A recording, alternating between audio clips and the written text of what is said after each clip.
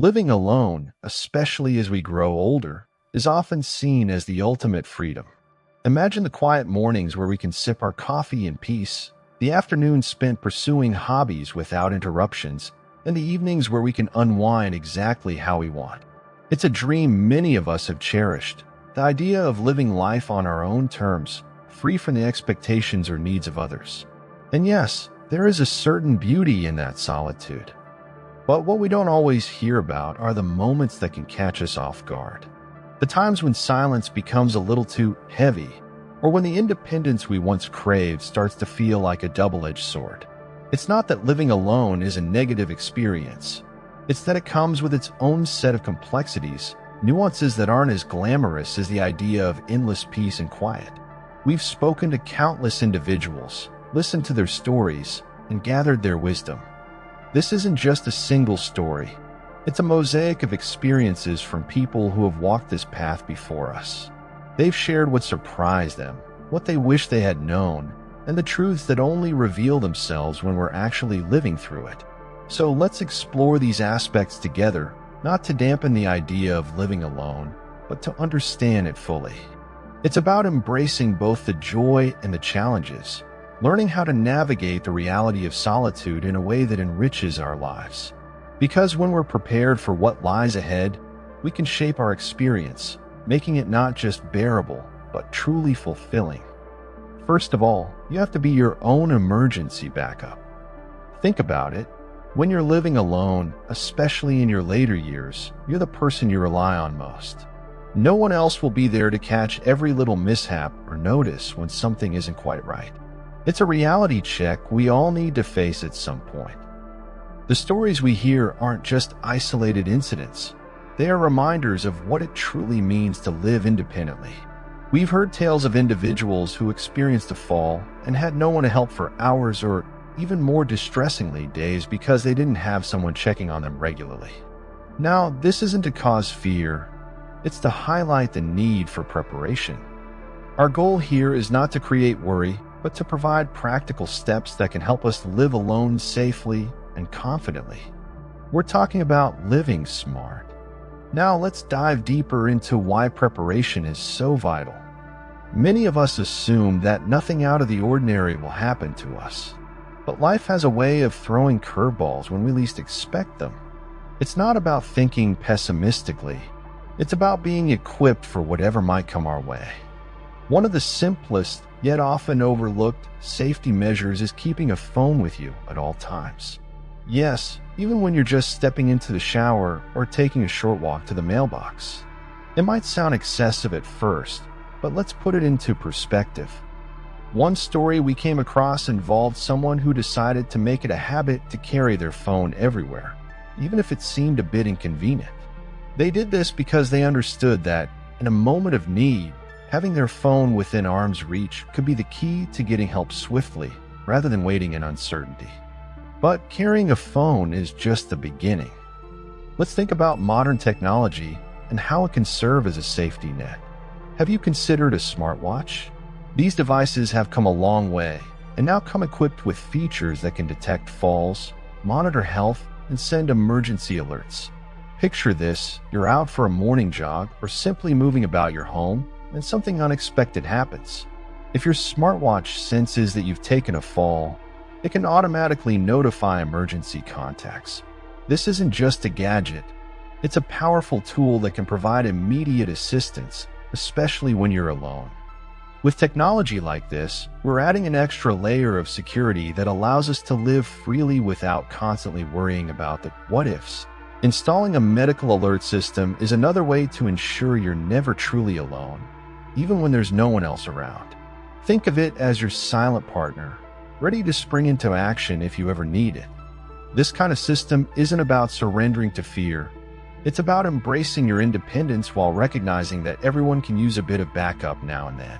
It's about taking charge of your safety, not leaving things to chance. When we set up these kinds of safeguards, we're building a foundation of confidence. It means that if something unexpected occurs, we have the resources to respond quickly. Let's consider the environment in which we live. Sometimes we overlook simple adjustments that can significantly impact our safety. Is our home set up in a way that reduces risk? Are walkways clear of clutter? Are there grab bars in the bathroom where slips are more likely to happen? These are small, thoughtful changes we can make that don't require a full remodel, but can have a huge effect on minimizing accidents. When we take the time to arrange our living space to be safer, we're setting ourselves up to navigate life with more ease. It's not about restricting our movement. It's about creating a space where we can move confidently, knowing we've taken steps to mitigate unnecessary risks. Another layer of preparedness involves planning for emergencies. We often hear about people who've installed an emergency key lockbox outside their homes. This is a brilliant idea for several reasons. Let's say something happens and you need help but can't make it to the door. With a lockbox, you can provide trusted friends or family members with a way to get inside without damaging property or waiting for emergency services to arrive. It's not an extravagant precaution, it's a practical one. By doing this, you're ensuring that those who care about you have a means to reach you when it truly matters. You're not relying on luck, you're relying on the safety measures you've put in place. We also need to build a network of support. Living alone doesn't mean we have to be entirely isolated. It's about being independent while maintaining connections with those who matter to us. Have you thought about setting up a routine check-in with a friend, family member, or neighbor? This isn't about being watched over. It's about creating a simple yet effective system of mutual care. Maybe it's a quick daily phone call, a text message, or a neighbor peeking in on you once in a while. These small acts of connection create a safety net that lets us live alone with a sense of assurance. It's not about dependence. It's about knowing that someone is aware of our well-being. Mental preparedness. It's easy to fall into the trap of thinking that being prepared means living with constant worry, but that's not the case. Preparedness is about empowerment. When we take steps to plan for different situations, we're reclaiming control over our lives. We're not passively waiting for things to happen. We're actively ensuring we're equipped to handle them. This mindset shifts the way we experience living alone. We're no longer just alone. We're alone and prepared, which brings a sense of peace and confidence. The impact this has on our loved ones. By setting up safety measures, we're not only protecting ourselves, but we're also giving peace of mind to those who care about us. It's an unspoken message that says, I'm taking care of myself, so you don't have to worry. It's a way of showing respect and love for the people in our lives who want the best for us. When they see that we've taken the initiative to protect our well-being, it eases their concerns and allows them to support us in ways that aren't overshadowed by fear. We also need to consider how we can incorporate these precautions into our daily routines. For instance, placing emergency contact numbers in easily accessible places around the house, setting reminders to check in with someone regularly, and even keeping an emergency kit handy. These might seem like small details, but they form a network of readiness that can make all the difference. It's about thinking ahead, not as a burden, but as an empowering habit. Trust your instincts. If something feels off, don't brush it aside. Whether it's a health issue or a potential hazard in your home, listen to that inner voice urging you to take action. It's easy to second-guess ourselves, but in situations like these, it's better to be cautious.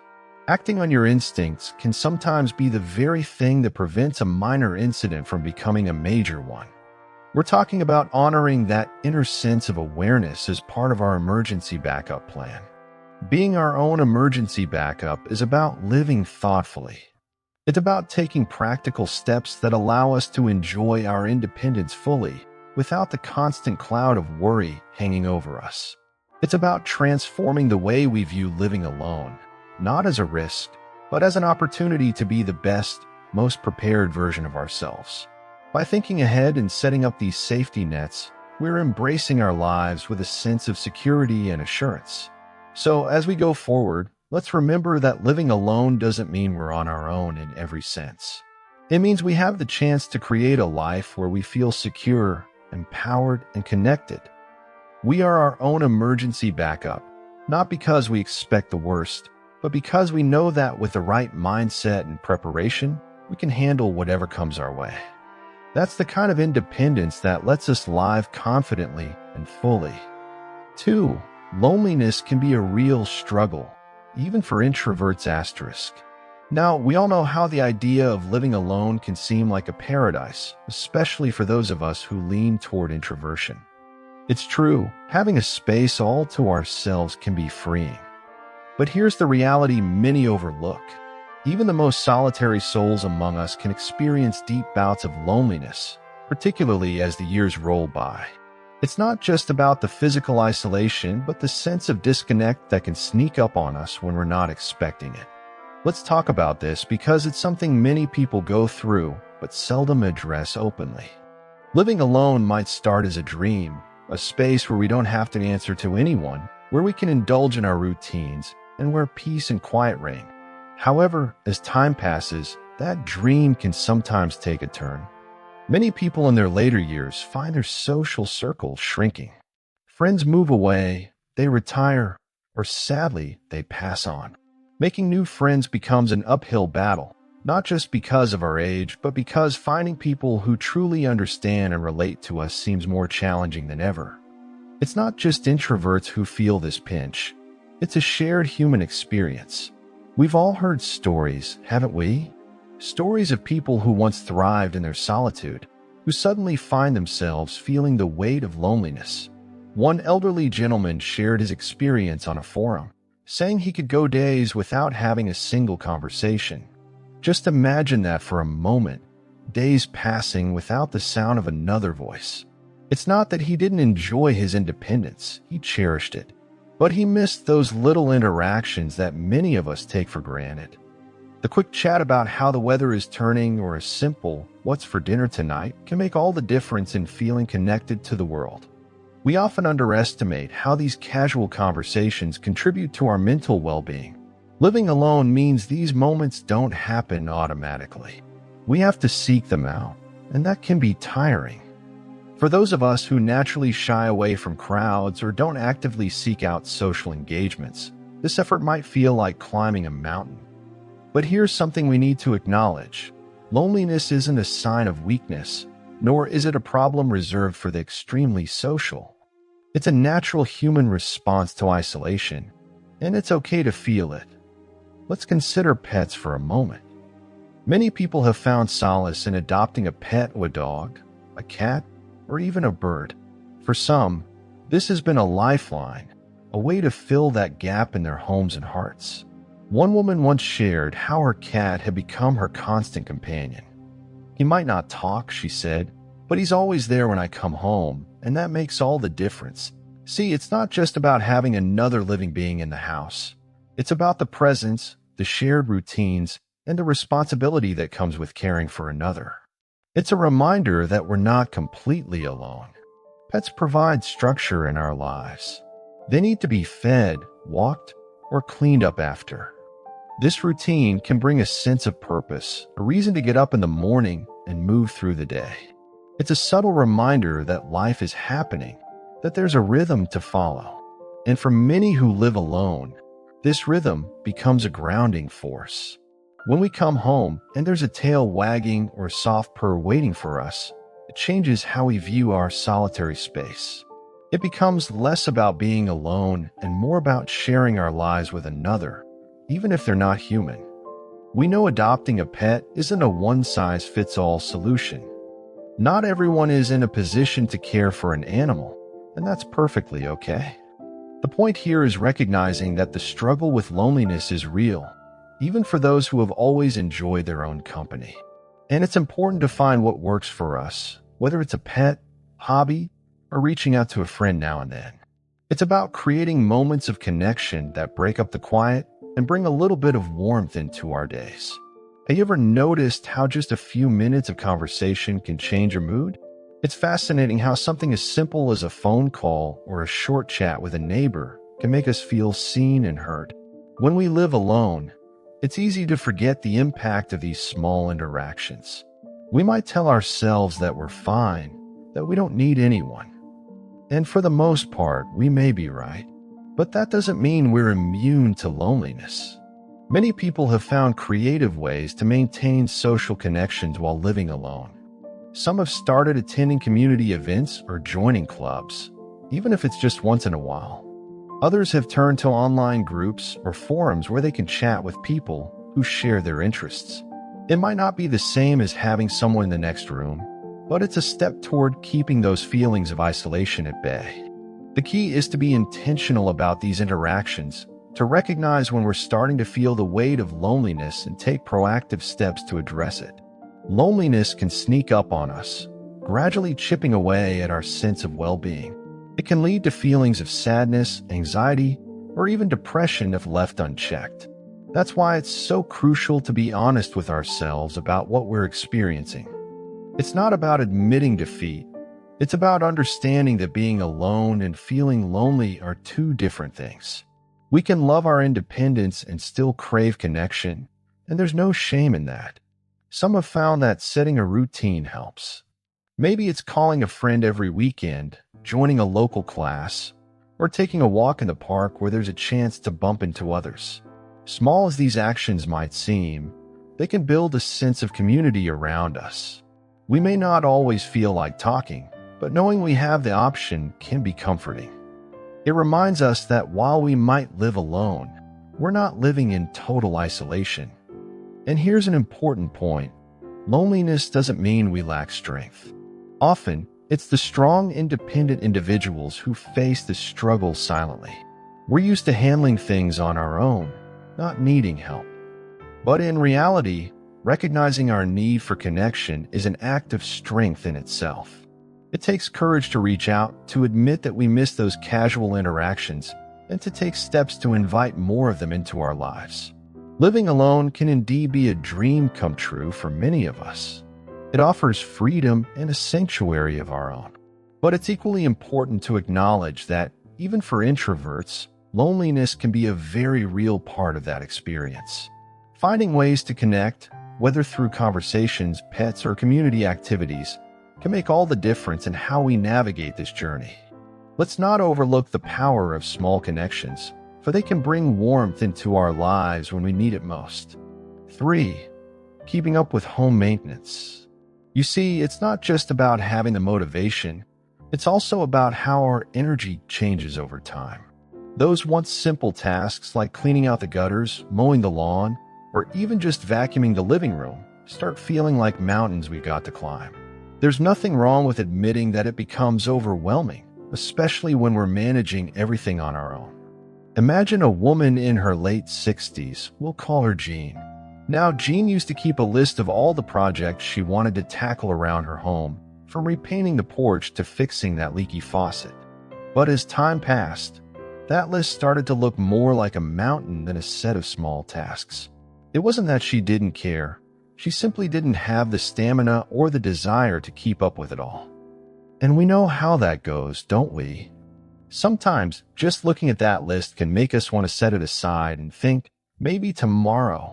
Here's where it gets practical. There's absolutely no shame in asking for help.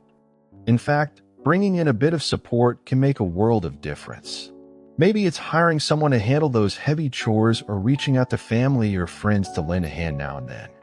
And if our budget allows it, why not consider downsizing? Moving to a smaller, more manageable living space can lift that weight off our shoulders, giving us the freedom to focus on what truly matters. Imagine the relief of fewer chores and more time to pursue activities that bring joy and peace. That's a worthy trade, isn't it? 4. Let's talk about routines, those sacred moments that shape our days when we're living alone. Have you ever noticed how, without a partner or housemate around, our daily routine becomes our anchor? There's something beautiful about having that cup of coffee on the porch every morning or taking an evening walk to unwind. It's in these habits that we find stability and comfort. Take Victor, for instance. He's a gentleman in his 70s who starts each morning by playing the same song while he makes breakfast. Why? Because it fills the quiet house with a burst of energy, a little rhythm to set the tone for the day. Then there's Louisa, who has found joy in tending to her garden every evening. For her, it's not just about watering plants. It's about embracing a moment of purpose, a simple ritual that gives her day structure and meaning. Routines like these aren't something to feel guilty about or try to change. They are the small, precious moments that give us control over our lives. So when someone says having a rigid routine is a bad thing, we remind them that these moments are what make living alone special. They are our way of claiming each day as our own. And isn't that something worth cherishing? 5. Cooking for one can be tricky but rewarding. Let's talk about cooking for just ourselves. Now, we know that preparing meals can feel a bit challenging when there's only one plate on the table. It might seem like too much effort to chop, stir, and season when there's no one else around to enjoy the fruits of our labor. This is why so many of us fall back on easy options, like frozen dinners or takeout. They're convenient, no doubt, but we often end up sacrificing the joy and satisfaction that come with a home-cooked meal. But here's the twist. We can change how we approach this whole cooking for one idea. One woman shared how she used to think it was a waste of time to cook just for herself. Then, she tried looking at it from a different angle. Instead of seeing it as a mundane task, she decided to treat cooking as an act of kindness toward herself. Suddenly, it wasn't just about food, it was about nurturing her own well-being. The effort she put into preparing a meal became a way of saying, "I'm worth this time and care." We can start small. Maybe we pick one day of the week, say Saturday or Sunday, to batch cook a comforting soup, hearty stew, or a casserole that we can portion out for the next few days. It becomes a gift we give to our future selves, making weekday dinners feel like a warm hug rather than a hurried task. Or perhaps we dive into exploring new recipes, trying out a dish we've never made before. It's less about culinary perfection and more about the joy of creating something special, even if it's just for us. Think of it this way. Cooking is not merely about the food on the plate. It's about the experience, the care we put into each ingredient, and the pleasure of savoring every bite. By shifting our perspective, we turn cooking from a chore into a small celebration of self-worth. We're saying, I deserve a meal made with love, even if it's only for me. Plus, we all know that homemade meals tend to be healthier, and let's not overlook how much we can save by cooking at home instead of constantly ordering takeout. So why not embrace this time in the kitchen as an opportunity to show ourselves a little bit of love? 6. The quiet can be both a blessing and a curse. The silence that often comes with living alone. For many of us, quiet can be an unexpected companion. Maybe we've spent years in the buzz of family life, surrounded by conversations, laughter, and sometimes even chaos. Then suddenly we find ourselves in a space where the only sound is the ticking of the clock. That stillness can feel overwhelming at first, like a heavy blanket settling over the room. Some people, like one woman we heard about, found herself keeping the radio on while she went about her household chores, just to fill the air with some sound. It made her space feel less empty. Others turned to podcasts, streaming them throughout the day to simulate the company of a friendly conversation. These small actions help bridge the gap, making the quiet feel a little less daunting. But here's the thing we often overlook. Silence can also be a hidden gem. It has the potential to become a source of peace and clarity if we choose to embrace it. Think about how many of us spend most of our lives surrounded by noise. The chatter of family, the hum of a busy office, the constant notifications on our phones. Living alone offers a unique chance to rediscover the beauty of quiet moments. Imagine turning the quiet into a friend rather than an enemy. Instead of rushing to fill the silence, we can use it as a time to reflect, to let our minds wander, or even to engage in activities that we find soothing. We could pick up a book we've been meaning to read, sit by the window with a cup of tea, or try our hand at a new hobby. The absence of constant noise gives us room to think, to be creative, and to simply be with ourselves. Of course, there's a balance to strike here. Sometimes we need to break the silence with music, a phone call to a friend, or even the comforting background noise of a TV show. Other times, it's about allowing the quiet to envelop us, offering a rare chance to recharge and find inner calm. It's about finding what works best for us in each moment. In embracing this quiet, we're not just filling a void, we're creating a sanctuary. The quiet becomes a canvas where we can paint moments of tranquility, reflection, and even joy. It's in these still moments that we learn to appreciate our own company, to listen to our thoughts, and to feel a sense of contentment that comes from within. So while the quiet can sometimes feel like a challenge, it also holds the promise of becoming one of our greatest blessings, helping us grow in ways we might not have expected. When we live alone, especially as we age, we may notice some unexpected shifts in our routines and our overall well-being. Let's explore these next ideas in a way that resonates with us, bringing to light the importance of intentional living and the unique opportunities it presents. 7. The need to be intentional about physical activity. Living alone can quietly encourage a more sedentary lifestyle. Without someone around to suggest a walk, a dance, or even just a quick trip outside, we might find ourselves moving less than we used to. And let's be honest, it's easy to fall into the comfort of sitting and watching the days go by. Many people have shared similar experiences. After some time living alone, they began to notice their energy levels drop, their bodies becoming stiffer, and their moods starting to dim. One man spoke about how he gradually stopped his daily walks. What started as just skipping a few days here and there eventually turned into weeks of sitting around. It wasn't until he felt his body growing sluggish that he realized what was happening. This is why staying physically active becomes so vital, especially when we are the ones solely responsible for motivating ourselves. Think of physical activity as a promise we make to ourselves each day, no matter how small it may seem. It doesn't always have to involve an intense workout. For some, setting a daily step goal and gradually increasing it can work wonders. Others might prefer a gentle stretching routine every morning to shake off the stiffness.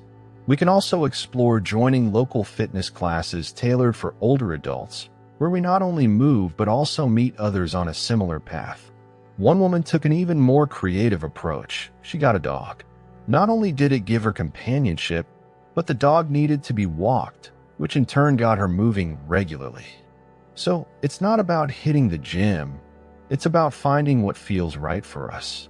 Whether it's gardening, dancing to our favorite tunes in the living room, or choosing stairs over elevators, keeping our bodies in motion does wonders. It uplifts our mood, clears our minds, and keeps us feeling alive. Our body craves movement, and it's up to us to provide that gift of activity, helping ourselves thrive in this season of life. 8. Navigating the shift in your sense of time. Living alone also brings another challenge that people often overlook. Our relationship with time begins to shift. Without the daily rhythms of another person in the house, we might find that days either stretch endlessly or slip away unnoticed. Have you ever experienced that feeling of losing track of what day it is or how much time has passed? Many have shared this sense of drifting, especially when retirement or a change in lifestyle has altered the usual patterns that used to structure their days. One man shared online how, after his spouse passed away, he sometimes woke up not knowing whether it was a weekday or weekend, morning or afternoon. Without a partner's schedule or children's activities as markers, time becomes fluid, and that can feel both freeing and disorienting. But here's the beauty of it: we have the power to create our own rhythm. We can take charge of time and mold it in a way that fits our current lives. Some find that establishing a loose routine helps. For instance, setting specific days for certain activities like grocery shopping on Mondays, house cleaning on Thursdays, or a relaxing bath on Sundays creates a comforting structure. Others find joy in hobbies that add a sense of purpose and anticipation to their weeks. Maybe it's a weekly art class, gardening in the afternoons, or cooking a special dinner every Sunday. Living alone offers us the unique opportunity to shape our days around what genuinely brings us joy and fulfillment. It's about finding a balance between keeping track of time and allowing ourselves to flow with it. We can use this time to rediscover what makes us tick, turning each day into something to look forward to. It's not just about marking days on a calendar. It's about filling them with experiences that resonate with us, helping us appreciate the gift of time that comes with living on our own terms. 9. Decluttering takes on a new weight. Now, let's talk about something we might not often think about: decluttering, particularly when we're living alone. It's an interesting situation, isn't it? On one side, it seems almost freeing.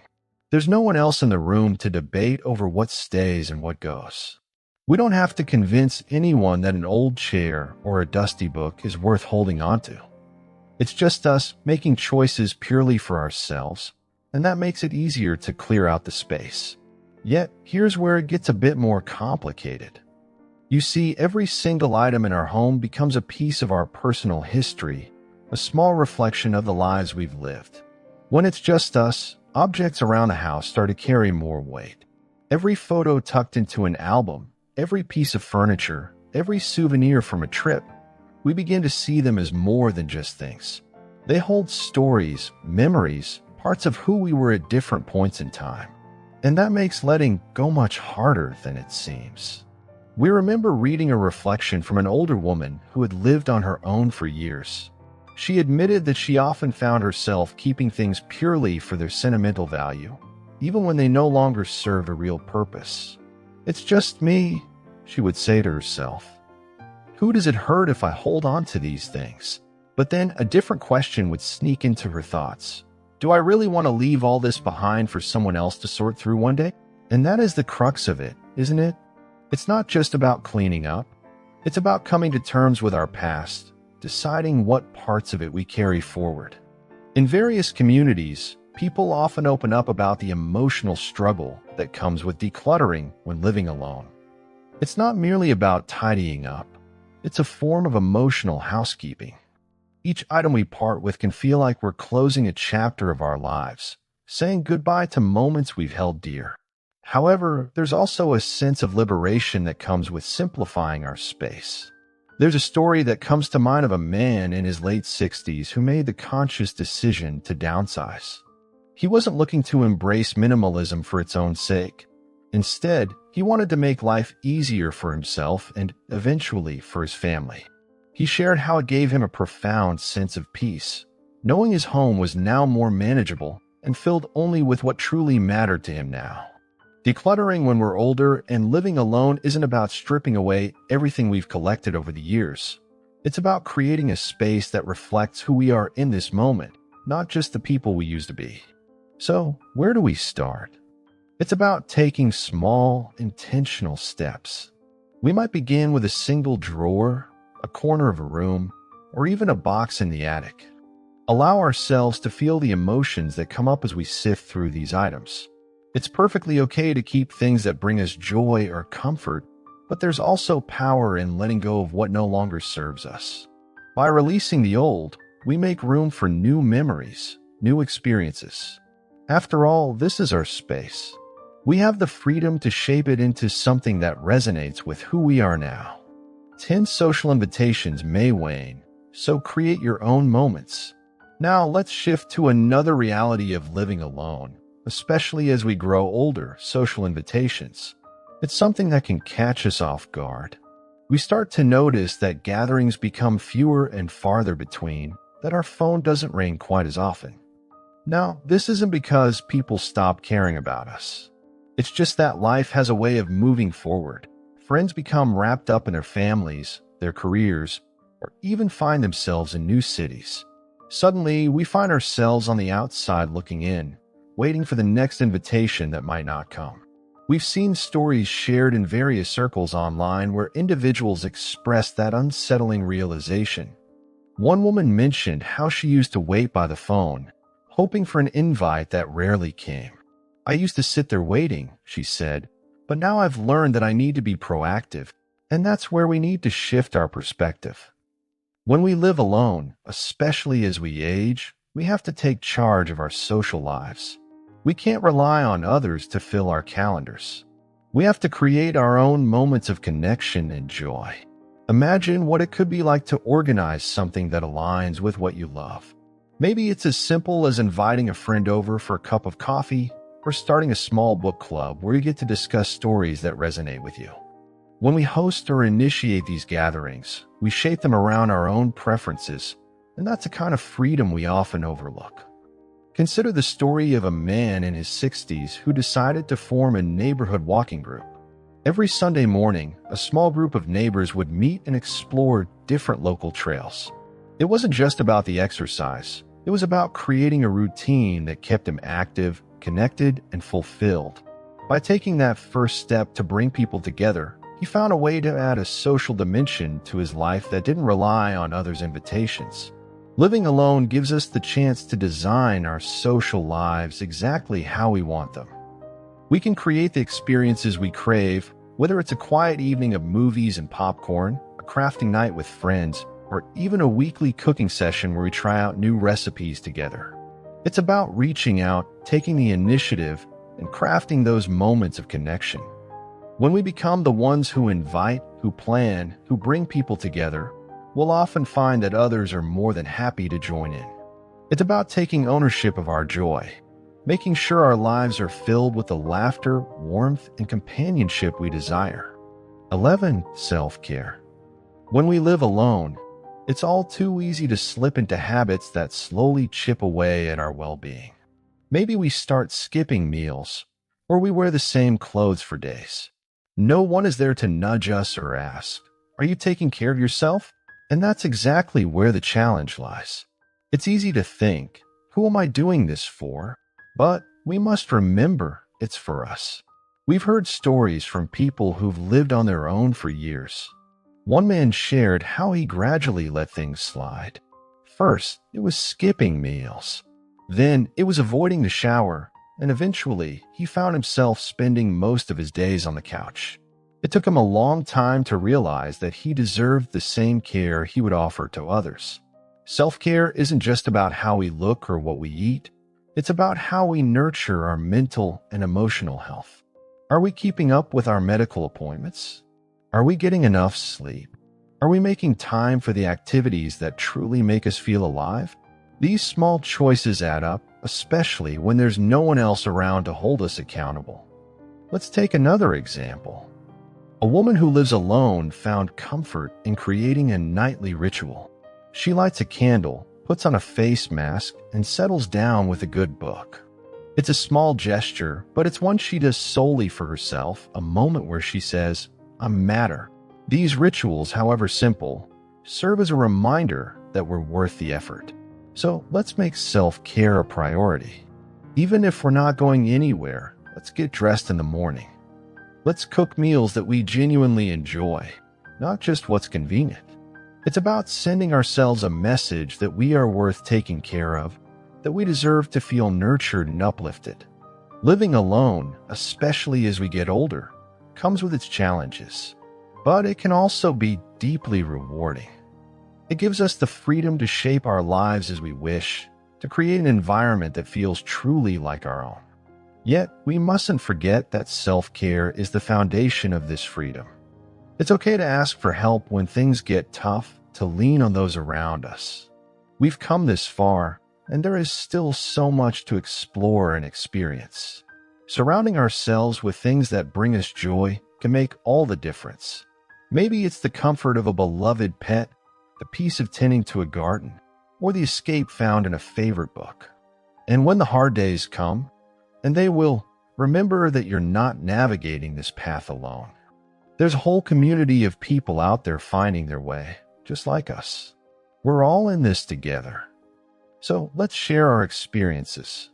What have we found helpful in our journey of self-care? What tips or stories might inspire others? Drop your thoughts in the comments. And if this message resonated with you, give this video a thumbs up and subscribe so we can continue exploring these important topics together. Thank you for being here with us.